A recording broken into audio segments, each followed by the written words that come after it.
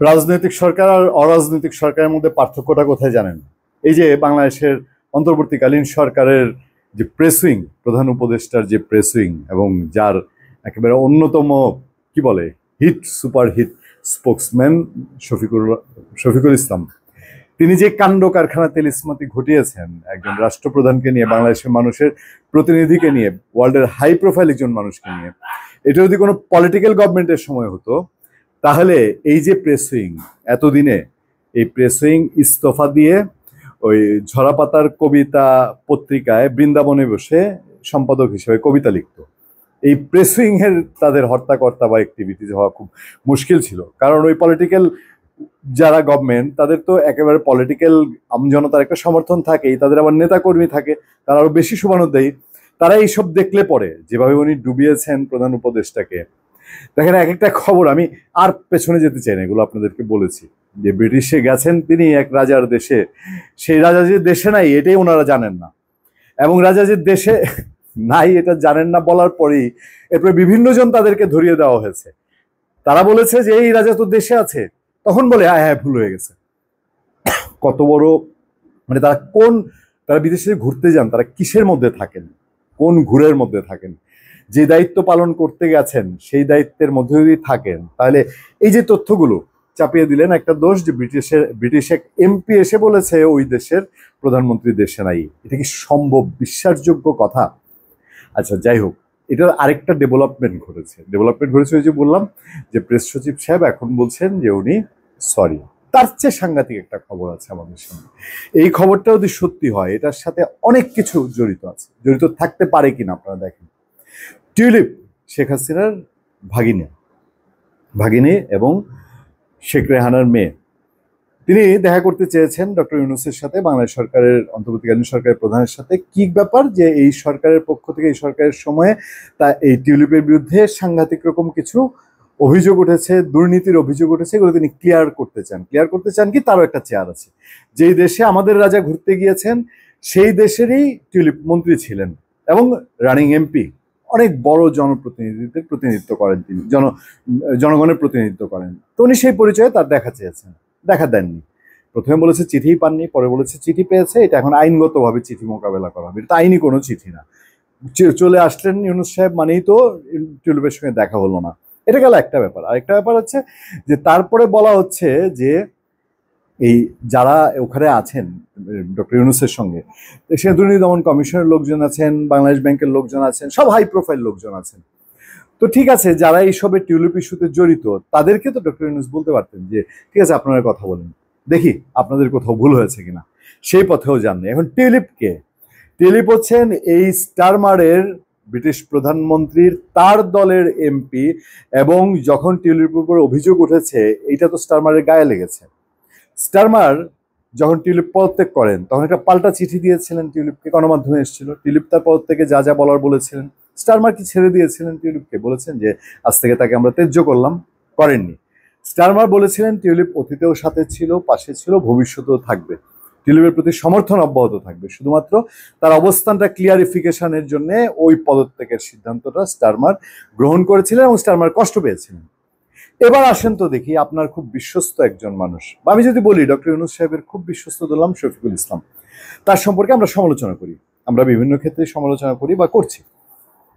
Doctor Yunus যদি এটা খুব অন্যভাবে দেখেন তাহলে তার এটা পছন্দ হওয়ার কথা না।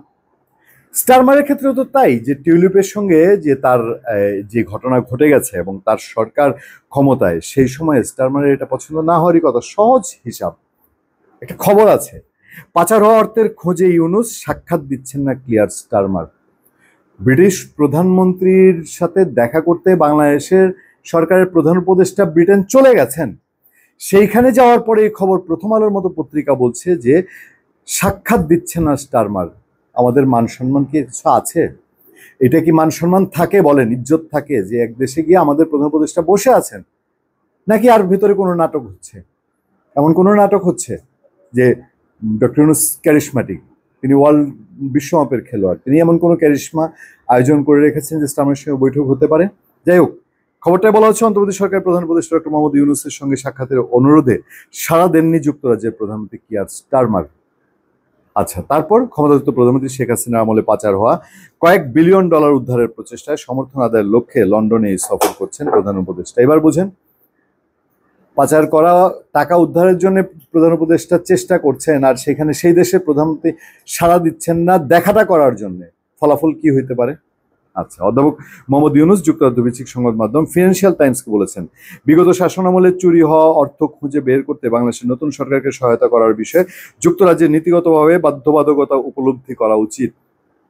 যাক, ওনাকে যুক্তরাজ্যকেও শিক্ষা নিতে হবে। চুরি হওয়া এই অর্থের একটি বড় অংশ বর্তমানে যুক্তরাজ্যে আছে বলে অভিযোগ রয়েছে। স্টারমার অবশ্য এখনো তার সঙ্গে সাক্ষাৎ করতে রাজি হননি বলে জানিয়েছেন অধ্যাপক ইউনূস। অধ্যাপক ইউনূসই বলছেন যে স্টারমার তার সঙ্গে দেখা করতে রাজি হননি। তিনি বলেন, তার সঙ্গে আমার সরাসরি কথা হয়নি। কিয়া স্টারমার বাংলাদেশে এই প্রচেষ্টা সহায়তা করবেন এই বিষয়ে তার কোনো সন্দেহ নেই বলে উল্লেখ করেন অধ্যাপক ইউনূস। তিনি বলেন, এগুলো চুরির টাকা, এগুলো নিয়ে কোনো সন্দেহ নেই। বাংলাদেশ আমরা সবসময় আফসোস করি, আওয়ামী লীগ সময়ে সবচেয়ে ভয়ঙ্করতম যে অপরাধ ঘটেছে তার একটি হচ্ছে এই চুরির পয়সা বাংলাদেশ থেকে বাংলাদেশের ব্যাংকগুলো গরিবের টাকা, আপনার আমার টাকা লুটপাট করতে একেবারে সহায়তা করেছেন বললেও কম হবে, যে সব নীরবে সহ্য করে নিয়েছে। কিছু সংখ্যক 18 কোটি দেশের মানুষের কিছু সংখ্যক লুটেরা এগুলো নিয়ে গেছে এবং ইংল্যান্ড আমেরিকায় সেসব দেশে তারা এগুলো পাচার করেছে, এটা নিয়ে কোনো সন্দেহ নেই। কিন্তু এই সরকার এসে কি করছে, ওইগুলো যারা করেছে, যে প্রক্রিয়া করেছে সেইটার প্রতি সেই অন্যায়ের প্রতি প্রতিকারের ব্যবস্থা, শাস্তির ব্যবস্থা, মামলার ব্যবস্থা কি করছে। আমরা আরেকটি খবরে দেখেছি যে এই সরকার ওই যারা লুটেরা ধান্দাবাজ চুরি করে নিয়ে গেছে, দেশটাকে পঙ্গু করে গেছে, তাদের সঙ্গে আপোষের মাধ্যমে নাকি এই টাকা উদ্ধারের চেষ্টা করছে। মানে ভাগবাটোয়ারা হবে, এখন বাংলাদেশ কিছু পাবে, যা নিচ্ছে তার কিছু পাবে আর বাকিটা সব ওদের থেকে যাবে, এরকম নাকি তাদেরকে দায় মুক্তি দেওয়া হবে, এরকম কিছু একটা চেষ্টা তো করা হচ্ছে। তাহলে এটা হয়ে থাকলে আমাদের আর কত বড় দুর্ভাগ্য। এটা আমাদের কথা না, আমরা বানিয়ে বানিয়ে বলছি না, আন্তর্জাতিক সংবাদ মাধ্যমেই খবর এসছে, পরবর্তীতে আমরা এটা নিয়ে আলোচনা করব। কিন্তু আমার কাছে সবচেয়ে কষ্টদায়ক বিষয় হচ্ছে যে এই যে স্টারমারের সঙ্গে দেখা করার জন্য আমাদের প্রধান উপদেষ্টা ইংল্যান্ডে গিয়ে হোটেলে বসে আছেন, এটা কি সম্মানজনক? এবং যেই কীর্তিটা তার প্রেস সচিব ঘটিয়েছেন, কাণ্ডটা ঘটিয়েছেন, যে কি ওই দেশে গিয়ে বলছেন ওই দেশের প্রধানমন্ত্রী নাকি কানাডা গেছেন ঘুরতে, কানাডা ট্যুরে আছেন, এটার একটা খবর আছে। স্টারমার লন্ডনেই ভুল স্বীকার করলেন ডক্টর ইউনূসের প্রেস সচিব। আমি তার ভিডিও কথাটা আমি শুনেছি, সে বলছে আমি বলেছি সম্ভবত স্টারমার কানাডায়, মানে উনি সম্ভবতটার উপরে জোর দিয়েছেন। ওনার চেয়ার থেকে যে এই সম্ভবত ব্যবহার করা যায় না, মানে উনি যে ভুল করেছেন ভুলটার জন্য স্বীকার করতে গিয়েও তিনি ভুল করছেন না।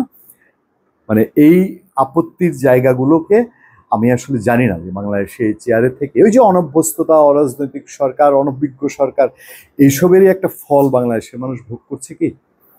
ধন্যবাদ সবাইকে, ভালো থাকবেন, সুস্থ থাকবেন, সত্য করোনা এবং সহনশীলতার সাথে আপনার সাথে আমি আতিক রহমান পূর্ণিয়া।